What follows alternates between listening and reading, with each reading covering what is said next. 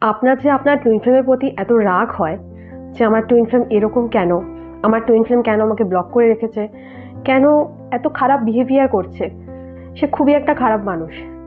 কিন্তু আপনি এটা ভুলে যান, নিজের ভেতরে তাকিয়ে দেখতে ভুলে যান যে আপনার টুইন ফ্লেম কিন্তু আপনি নিজেই। আপনি যে রাগটা প্রকাশ করছেন, আসলে কিন্তু সেই রাগটা আপনি নিজের প্রতি প্রকাশ করছেন।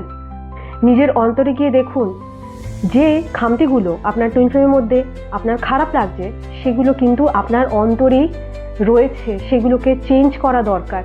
আপনার টুইন ফ্লেম কিন্তু শুধুমাত্র আপনাকে মিরর করছে, আপনাকে আপনার রিফ্লেকশনটাই দেখাচ্ছে যে কোথায় কোথায় এখনও আপনার হিলিং প্রয়োজন।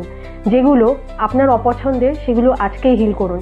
কি করবেন? ইনার ওয়ার্ক করুন, মেডিটেশন করুন, হিলিং করুন।